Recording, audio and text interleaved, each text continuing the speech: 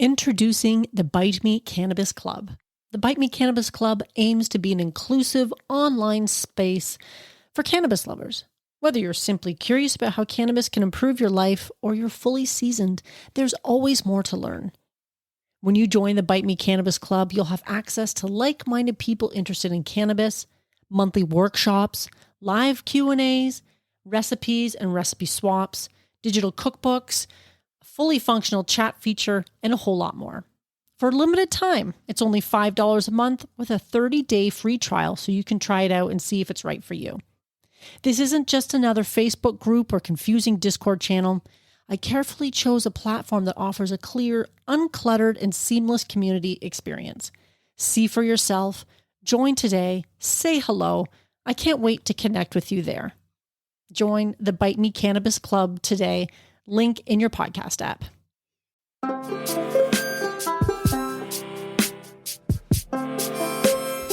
In this episode, I welcome Andrea, CEO and founder of Paracanna Foods, makers of Zen Zingers. Welcome to Bite Me, the show about edibles where I help you take control of your high life. I'm your host, Marge, and I just want to say thank you for being here.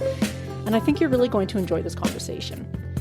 Now, you may be thinking, why does Zen Zingers sound familiar? And it could be because you've seen it in your local dispensary on the store shelves, or maybe you remember me doing an episode on them. I think it was last summer. I was so impressed with the product when I made them last summer that I had to have Andrea on the show to talk about them. And if you need me to jog your memory, Zen Zingers are a DIY gummy making kit that you buy that has everything you need except the cannabis infusion. You will buy or make that separately and add it in yourself so you can perfectly dose the gummies to exactly your preferred potency level. They come in a variety of flavors. They're so easy to make. You don't have to have any skills in the kitchen to be able to pull these off. And we all know that gummies can be one of the trickiest edibles to make. So without further ado, please enjoy this conversation with Andrea of Zen Zingers. Enjoy. All right. I am joined today by Andrea, and she is from Paracanna Cannabis. Is that correct? Did I say that right?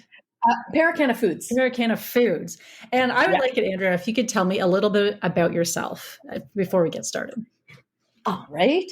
I think that, the sort of relevant bits about myself in this context are just that, I have this background in, first of all, in science, and then also in design and product development and web development and marketing, which is, leads me to have a very curious mind and then also be dangerous enough to be able to execute on fantastic ideas that I have. So, and I do. And I think I probably have a bit of a higher risk threshold than other people as well. So, you could argue that it gets me into a bit of trouble, or you could say that it helps me have a lot of fun. Right. Yeah. Well, that makes a lot of sense because there's a lot of people who have great ideas, but then the execution part's always the thing, right? It's getting something off the ground. Ideas are, they come along often, but yeah, the execution's always key. Now, are you a cannabis user yourself? I do. I when I was a kid, of course, I used it more recreationally. As I came back to it as an adult, it was more to do with the encroachment of stress into my sleep. Right. So, I really wanted to get a better sleep, and speaking with a friend who was outlining her strategy of taking a square of cannabis infused chocolate in the hot tub at night before bed, and raving about how it's revolutionized her sleep. So I just went out and got one the same day, and that's sort of where it stemmed from, and for me, anecdotally, and not making any health claims, right. It's been really, really super effective at that. So that's really what reintroduced me into the world of cannabis, among other things. Right. And I find that I hear that quite a bit. That's a very common story because I myself used a lot of cannabis when I was a teenager and young adult. And then I kind of went away from it for a long time and then came back to it again and found it was excellent for stress relief. I mean, a lot of people like the glass of wine in the evening, and I've done that a lot too, but cannabis, there's never a hangover, and you always feel good the next day. So it's sort of a no-brainer, really. Yeah. Um, Yeah. are edibles your preferred method of ingestion then currently? Yes. Smoking for me it's just too stinky for me. Right. Like and it's, your fingers, your everything, it's messy, and it doesn't have the kind of effect that I'm looking for, really, because it's more of a uh, intense short-term effect. And so I kind of have things dialed in right now. Sometimes I'll vape because it's, cleaner and easier to sort of control. But again, it's usually always around the same sort of looking for the same outcomes. So it's that, like you say, replacing that glass of wine or enhancing that glass of Right. wine. Yeah. Whichever way you prefer. And I like the edibles too, because they're very discreet. Like you said, like you Yeah. mentioned, your friend can just pop that little piece of chocolate while sitting in the hot tub, and Yeah. the effects do last a lot longer. So Yeah. I do like that about edibles a lot as well. Though I do vape too, because again, it is clean and I can get away with doing that in my house. Whereas if I smoke a Yeah. joint, I definitely have to go outside for that. Yeah. And then it's not Yeah. real. I don't feel that discreet. And I'm like, how many of my neighbors can smell what I'm doing right now? Because our houses are pretty close together. So I'm always They wondering about know. that. They know. Oh, I know they know. Yeah. I like to pretend that they don't. But so if you've been using edibles for a while, have you ever had a bad experience with them? Of course. Do you want to talk about that a little bit? Sure. Yeah. Actually, it's kind of a funny story. Yeah. I don't mind telling it all. It was that very day when that friend told me about her experiences. I immediately went out. I'm like, hell yeah, I'm in. I went out and got a chocolate bar, and then my partner and I were like, yeah, okay, we'll take a square. We're gonna watch a movie. Blah blah blah. He wanted to watch Saving Private Ryan, which was like, Oh, wow. why? That's intense. Why? Why would you watch that in the first place? But anyway, so we each took a square, and at that time it was still the gray market. So the dosing was all over the place, and one square was way too much. Right. Too much. And so, we started off cuddling on the couch, and then as things sort of started to kick in, we just got further and further away from each other. Started sort of turning away from this horrific violence that was on the Right. screen. And the whole thing just kind of, it had to just wrap up. We had to turn it off and like Go to bed. go hang out with ourselves for a little while. Yeah. Yeah, Saving Private Ryan would be a pretty intense movie to watch, like when you're sober, let alone when you're too high. Yeah. And it's funny, actually. I mean, I'm sure that you ask this question all the time, but I love whenever we're at a conference or, because we do a lot of grocery conferences. So people, that's what they want to share. Every time they walk up, they want to, first of all, share their funny dosing story where, this happened or that happened. So it's kind of a bonding thing, Yes, I think. it is. Happens to most people. You just have to get through it. Yes, because I think anybody who's eaten edibles for any length of time, especially pre-legalization, have had that experience of, oh shit, I've taken too much. And by that point, it's way too late. Once you've had that realization, you're like, I'm in for a ride. So Yeah. it is definitely a bonding thing.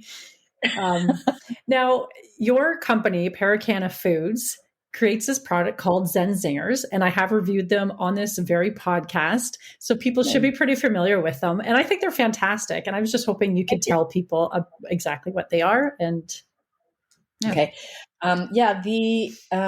It's really ultimately a mix, a dry mix for making your own gummies. The kits have a mold and a dropper for, for setting them, and some finishing sugar and instructions. But really it comes down to having that mix that's actually formulated to make a gummy, and it's not, Jello or whatever. So it has the consistency and texture of a real gummy.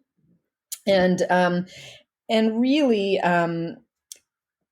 it's a product that's designed to give you control, to give people the ultimate control over their experience.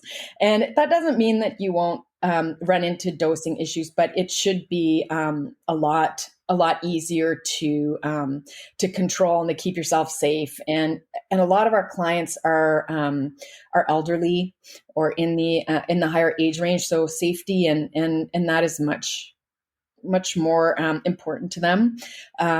So it really allows them to be in control of that whole experience. So they know what's on the counter next to it when it's being made. It's not going to be some other type of drug or some bacterially unsafe condition, and then they have their supply at the dose and the characteristics of the plant that they want in it. Right. And I really like that because the motto of my show is take control of your high life. And a lot of people like to make their own edibles because you control what's going into them, that dosing. You're not just going to a store and being like, well, this is what's available, so this is what I can have. Right. So I really do like that. And I feel like pre-made edibles are also a place where people can put things. Right.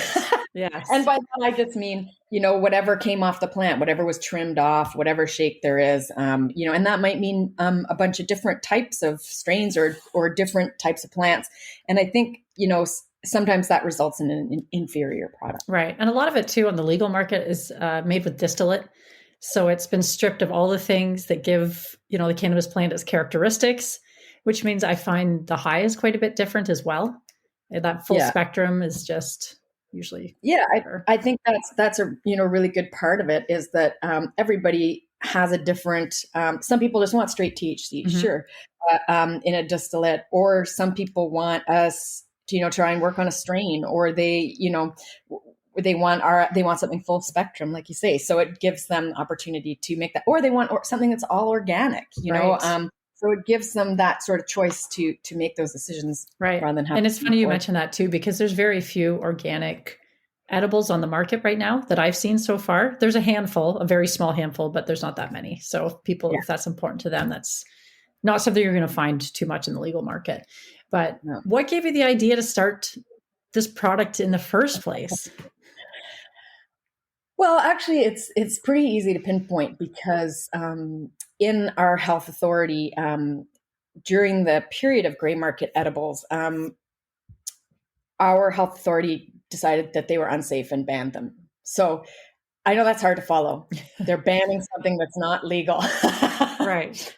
They did, right? It was gray market at that time. So people, like I had a really good friend who had a pretty serious illness, and he was treating it, still is, with cannabis.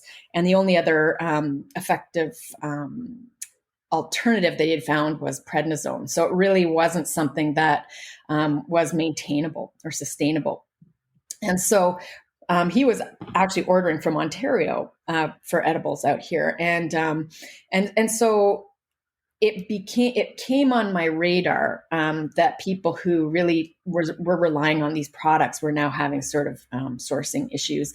And my neighbor actually at the time was a nurse, and her friend was working in this gray space as a nurse because they had to sort of vet people at the door to get a quote unquote membership. Right. So they all of a sudden were like, hey, all these people are coming in, like we want edibles and they can't get them. Let's make a cookbook. Well, I didn't really want to do that. Yeah. Cookbooks are really hard. Yeah. But I couldn't stop my mind from, the hamster wheel from spinning. And so it kind of ended up on this. And I just, whipped together a couple of prototypes out of some nut cans and took them around to some of the dispensaries that were operating at the time, and just received a really positive response. They were like, yeah, we'll order it right away. We'll order some right now. And I was like, well, I don't have any, but I can make you some. So that's sort of where it all came from. Once I had been to enough places and they were like, yeah, we want this. And we actually had a dispensary that said, you're welcome to come in and sort of set up a table and talk to our customers if you want. So I did that as well. And ask people, well, what would you pay for this? How would you use it? What would it mean to you, sort of thing. And just got a lot of information, a lot of positive feedback. And so that's what those were the green lights. Right. That'd be excellent market research to be able to set up in a store and ask customers directly Yep. what they wanted. Yep. Now, you did kind of touch on this already, like why the DIY gummy making kit makes sense to control your dosing and all the factors going into it. But why did you go that route and not the route of just bringing a gummy to the market that was, properly dosed and organic, or all those different factors? Well, at the time, edibles still weren't legal.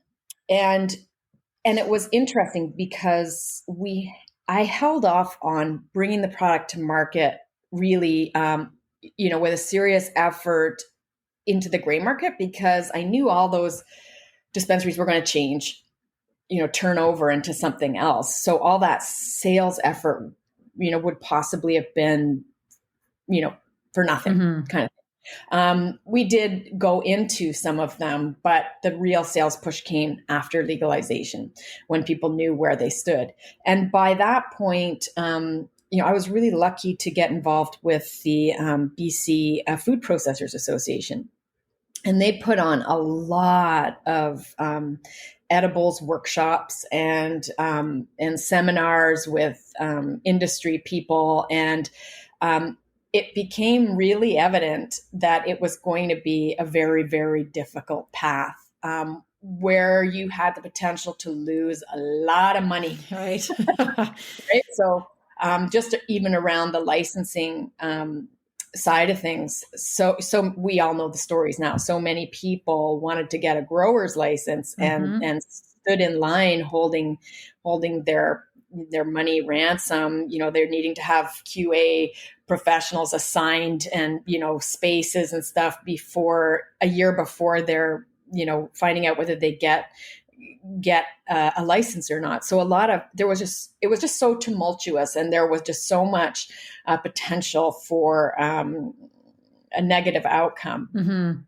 Having the kits, having sort of explored the market response to it in advance, and having so many green lights and touching base with those customers and hearing their stories, it was an easier way to go forward without having to deal with all of the regulation and all of the licensing and all of the hard cash you have to come up with upfront to do anything like that. Right. That makes a lot of sense. Yeah. Yeah. And a lot of the companies that we interface with early on, LPs and stuff like that, they're gone now. Right. So, yeah. So, I mean, I don't know. I'm not saying that it wouldn't have been successful, and I'm not saying that it's not something that couldn't happen in the future as well.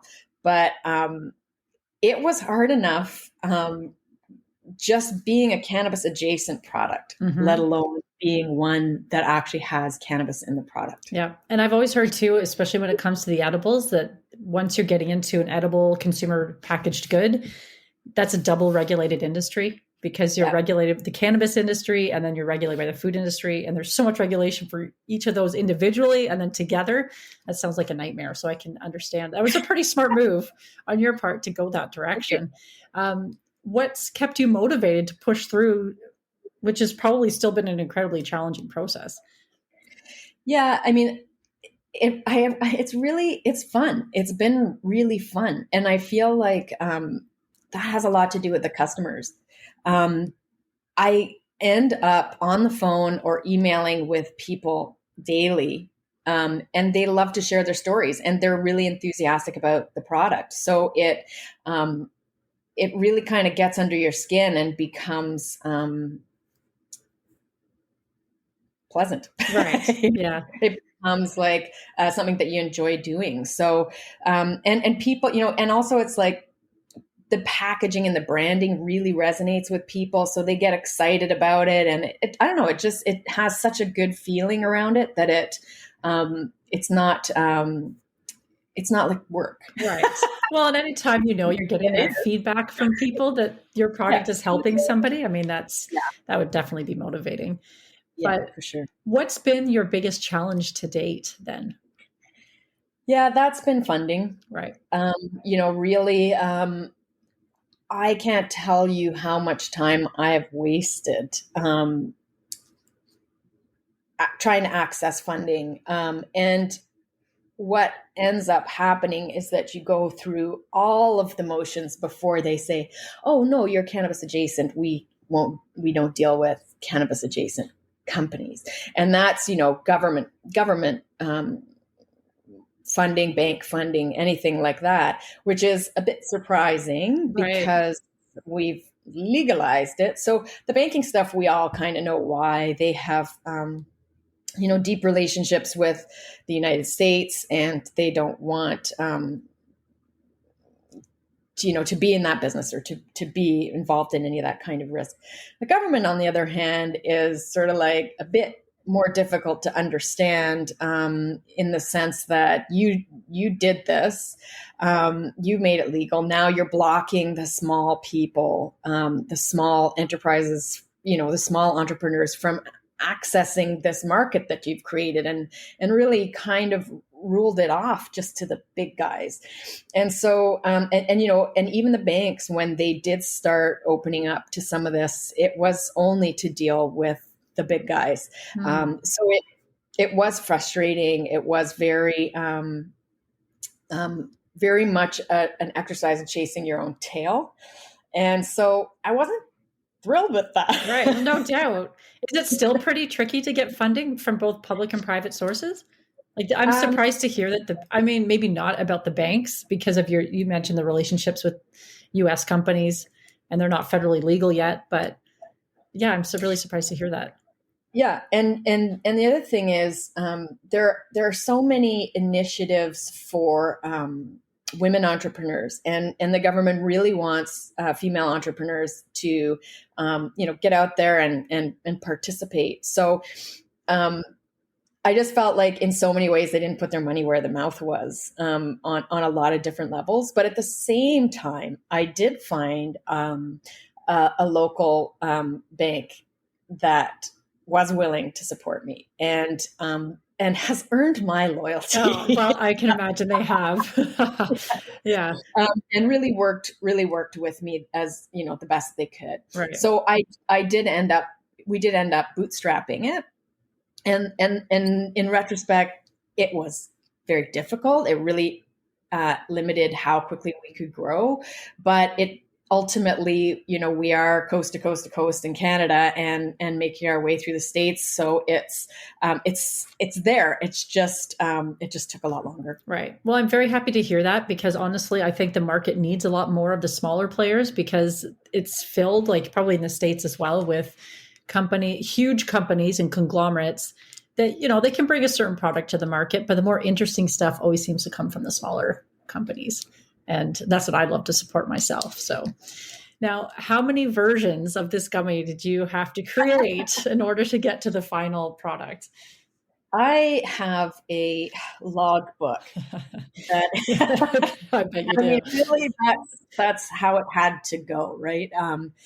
Trying this quantity of this, trying this quantity of this, and just really honing it and refining it and refining it until I ended up on something that I was happy with. And sometimes, even not very long ago, I even recreated those experiments just to make sure that I hadn't changed my mind. And it's really funny how you're talking about adding a gram extra of this or a gram extra of that or taking it away, and I still come up with the same result. So it did take a lot of experimentation. It did take a lot of versions, but I'm confident with the end product, and I get a lot of feedback from customers that they're happy with it as well. So right. I think it was worth it. It was a bit of a challenge. I can't tell you how many gummy candies have wound up in the compost. Right. But I can tell you that raccoons will not eat them. Oh, really? Now, were these infused gummies? No. But the raccoons don't like them. They will not touch them. Oh, well, that's probably a good thing. You're not attracting all the raccoons to your yard. But now, gummies are pretty notorious for being difficult to make. I've made lots of gummies, and you kind of mentioned this earlier about gummies that turn out like Jell-O, because I really hate that. I want my gummy to be like a gummy, but it is a process to make them well. So why would you choose gummies for a DIY kit versus something that might be easier?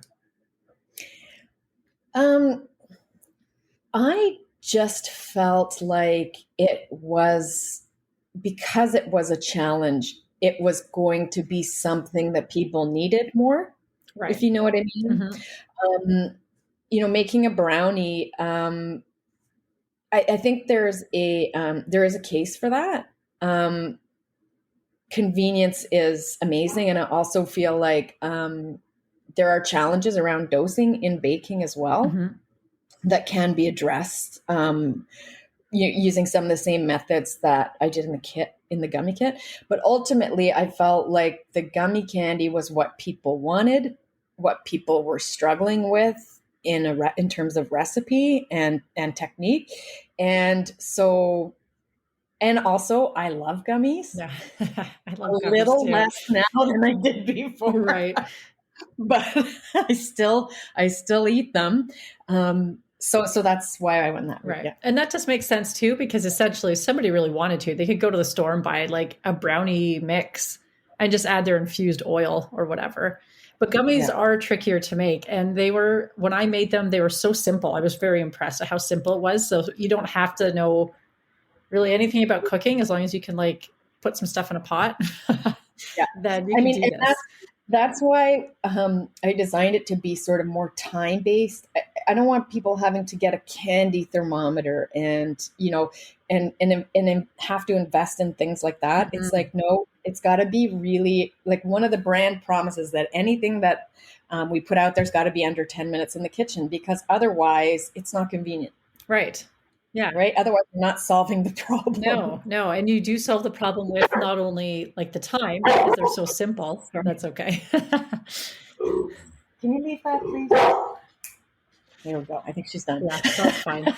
But they're quick to make, but then they're also um, cost effective because in my Exactly. dispensary it can cost, some of them are up to almost $10 for an infused edible. And Yeah. that's a lot of money to spend, Yeah. especially if you're It using is. them on a regular basis. So Yeah. now, Exactly. And if you're using it, if you're using it daily, like you say, it can just get so out of control. yes. Yeah. Yeah. So that's what's Yeah. so great about these. Now, do you have a favorite flavor? There's a bunch of flavors. I'm still. It changes. It changes depending on if we're bringing out a new flavor. I'm always on to the new flavor, and I feel like cola is some kind of magic, The cola because one is so good. It is so good. I didn't realize before going for the cola flavor that cola is cinnamon and vanilla. Oh, Um, I didn't know that. Okay. it's crazy, isn't it? Yes.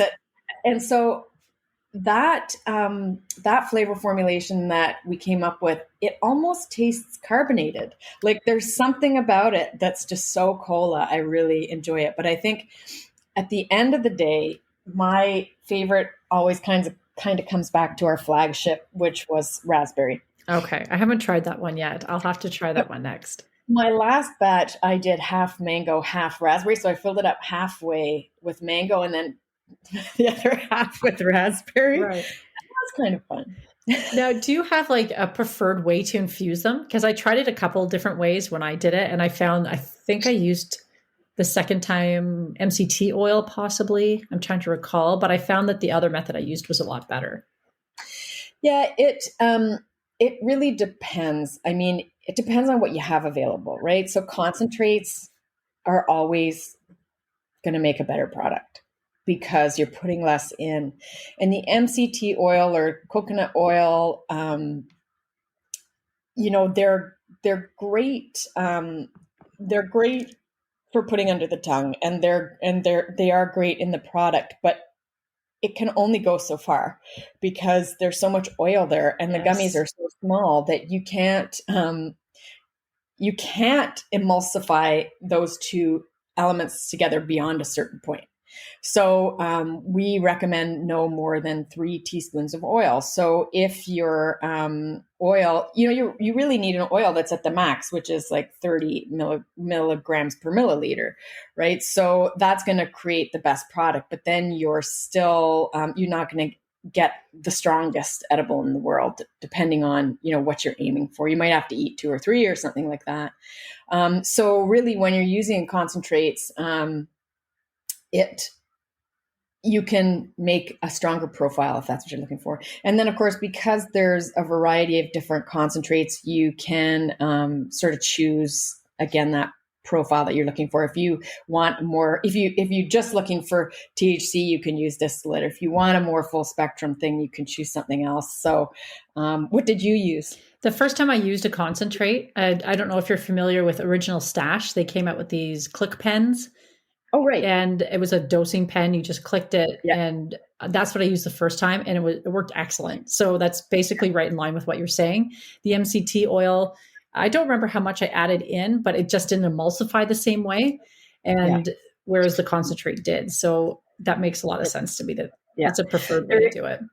There is soy lecithin in the product, which is, emulsifier. Mm-hmm. So it is to help the oil bind into the product. But again, like, it can only do so much because it's a 5 milliliter gummy. Right. Yeah. So, for sure. Yeah. And I was just going to ask something about that too. And I think it just left my brain. So I might just have to leave that one for another minute. But yeah, the concentrates are definitely, I would recommend people use those too. I guess it was also, I do find though that sometimes making them like, a moderate dose for me, because I like it if I can, maybe one night, if I'm feeling one way, I can have 1 gummy or 2 or 3, depending on how I'm feeling or the situation I'm in. So I do like to be able to do that too, but that's how people dose their own stuff. And that's the beauty of this product, is you can dose it however you want. Exactly. Do you have any advice of people who might want to get into the edibles business?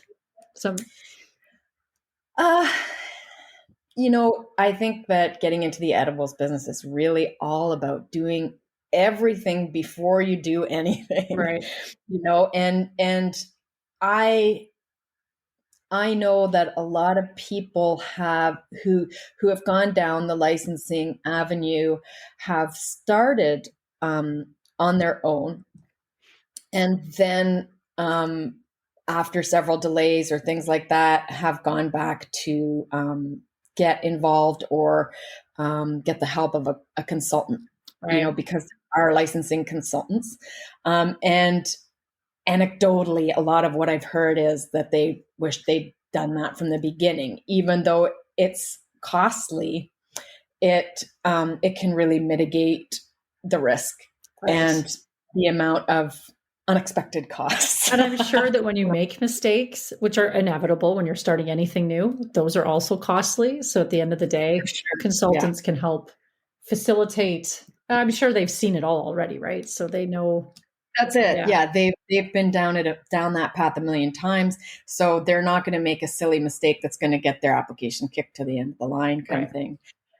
So really, it is about doing all your research, interviewing as many people as you can, knowing all the risks and regulatory items up front before anything. Right. Well, that's good advice. I appreciate that comment too, because I've had some people just tell me flat out, don't do it. So there's, lots of opinions. I think you've got to have, the way it's set up, you got to have quite a bit of money. Yeah.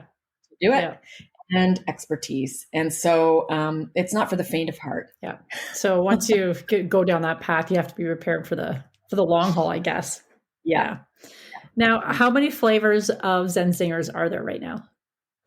Right now, there are 6. Okay. There is Righteous Raspberry, Cherry Bomb, Mega Mango, Cosmic Cola, Pandemic Peach, because,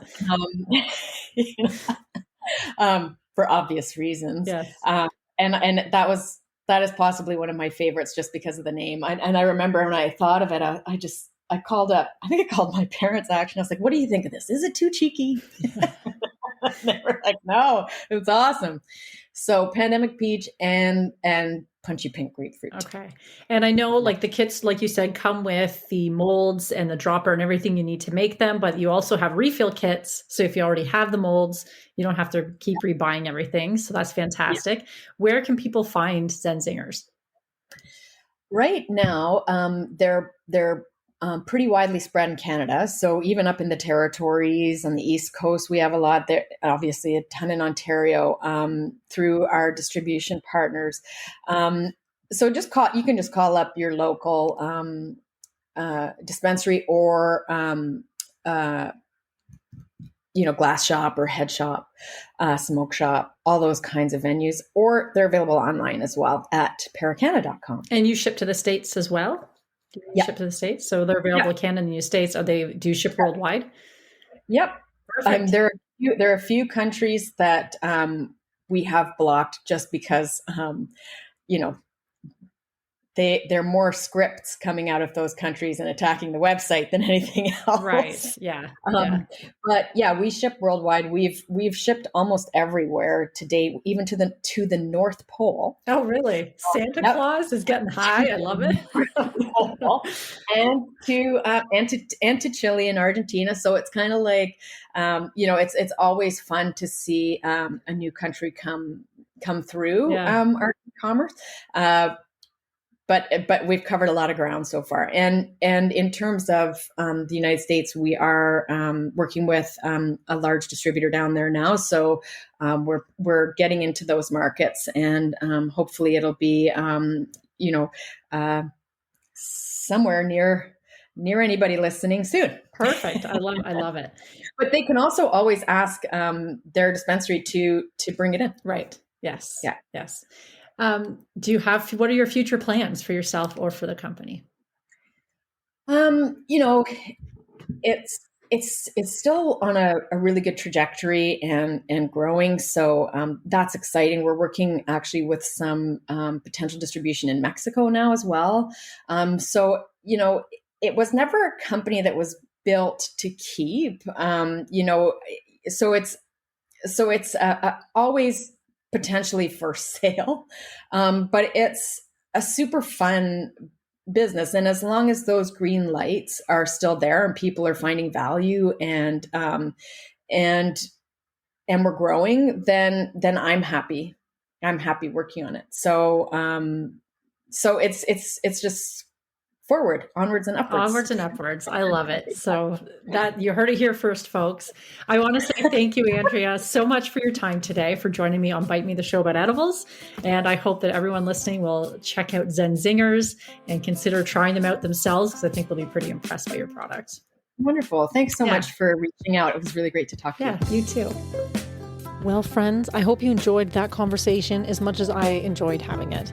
Andrea is fantastic, and I really appreciate her time to join us on Bite Me, the show about edibles. You'll find all the links in the show notes as usual, so you can always head over there to find out more about Paracana Foods and Zen Zingers and where to buy them.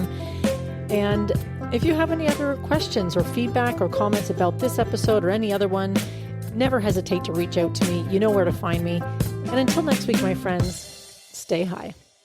Are you tired of trying edibles that are inconsistent in strength and flavor? Attempting to figure out your tolerance? Do you want to take control of your edibles experience and find the optimum combination of factors that results in the best outcome? If so, this edibles journal is perfect for you. The Bite Me Edibles Journal provides a convenient and organized way for you to track and record your edibles experience, whether it's homemade edibles or store-bought. It includes 48 fillable pages. It's sized 8.5 by 11 for plenty of writing space, includes information on calculating the potency of homemade edibles, and it was created by an edibles expert.